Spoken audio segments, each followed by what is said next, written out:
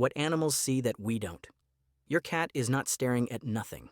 Your dog is not imagining things, and the deer that suddenly freezes at the edge of the forest is not being dramatic. They are reacting to a world you cannot access. To you, the room is empty. To them, it may be full of sound, smell, heat, movement, pressure, and information. A corner that looks blank to a human may be loud to a cat. A clean sidewalk may be a full history book to a dog. A dark forest may look still to you, while every leaf, shadow, and vibration is telling an animal where danger is hiding. This is the strange part. Animals do not live in the same world we do. They live in the same space, but not the same reality. Because every animal's reality is built by its body, by what its eyes can see, what its ears can hear, what its nose can smell, what its skin can feel, and what its brain decides is important enough to survive. Humans like to think we see the world clearly, but we do not. We see the tiny version of the world that human senses allow us to see, and because of that, animals often look strange to us. A dog stops walking and stares at a door. A cat looks at a wall like something is moving inside it. A horse refuses to enter a place that looks perfectly safe. A bird suddenly flies away before anything obvious has happened. To us, it looks like instinct or fear or maybe nothing at all. But to the animal, something happened. We just missed it. Start with sound. A human room can feel silent. No voices, no footsteps, no music, nothing. But silence is not the absence of sound. It is only the absence of sound you can hear. Dogs can detect higher-pitched sounds than humans. Cats are even more sensitive to tiny movements and high sounds from small prey. An owl can hear the faint movement of an animal hidden under leaves, grass, or snow. To a mouse, one tiny scratch may be life or death.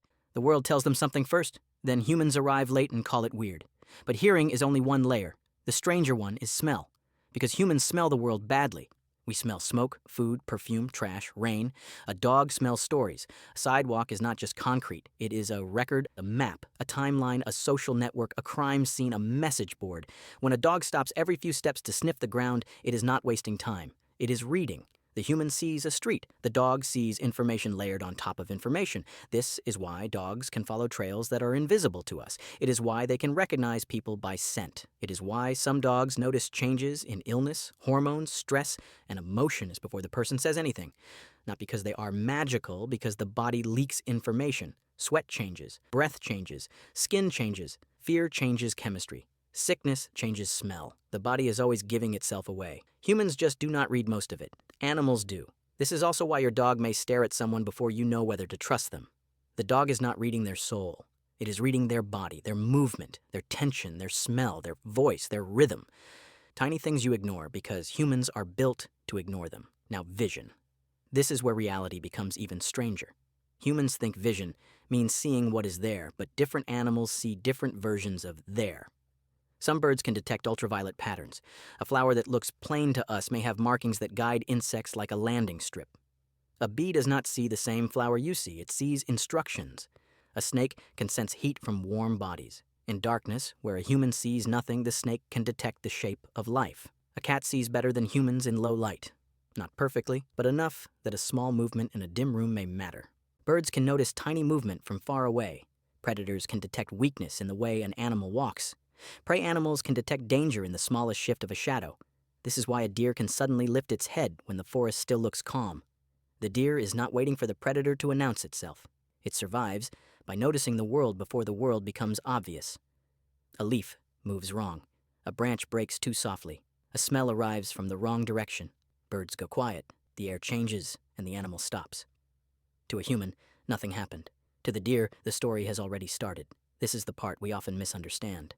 Animals are not always reacting to objects. They are reacting to signals. A sound can be a signal, a smell can be a signal, a shadow can be a signal, a vibration can be a signal, a change in another animal's body can be a signal.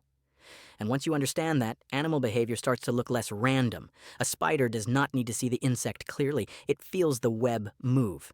The web is not just a trap. It is a nervous system outside the body.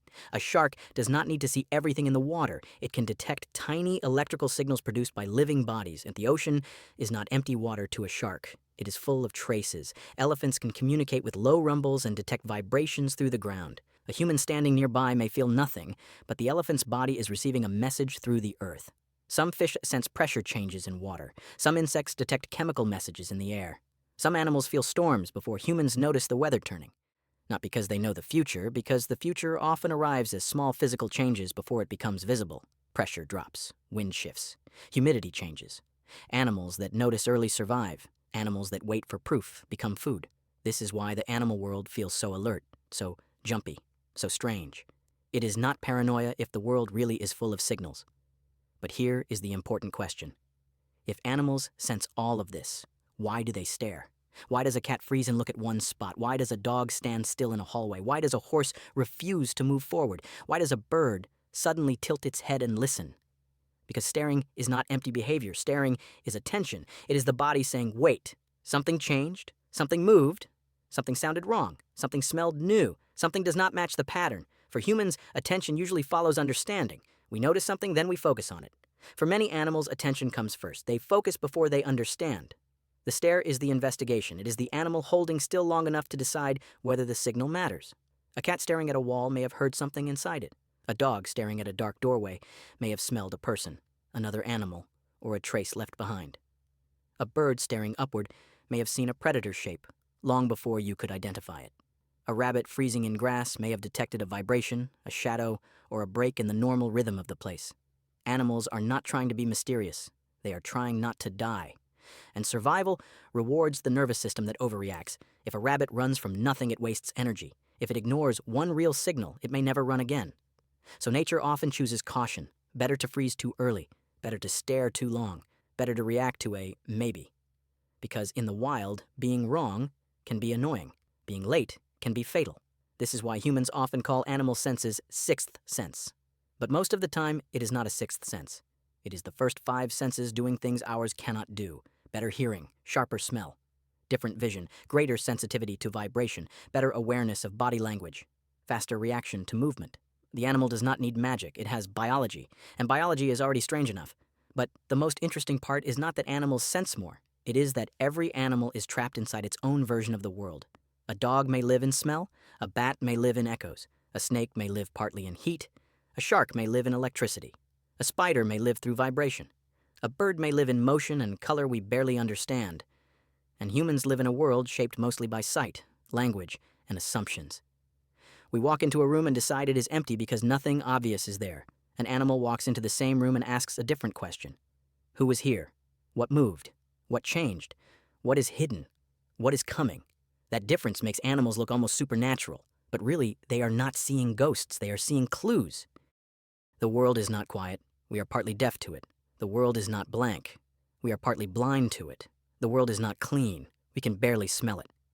So when your cat stares into a corner, maybe the corner is not empty. Maybe there is a tiny sound behind the wall, a movement too small for you, or a scent you cannot detect. Maybe there is nothing dangerous at all, but something was enough to make the animal stop and look. Animals do not see a magical world. They see a physical world with more layers than we do. To humans, it looks like nothing. To them, it may be everything. So next time an animal freezes and stares, do not ask why it is looking at nothing. Ask what your body was never built to notice.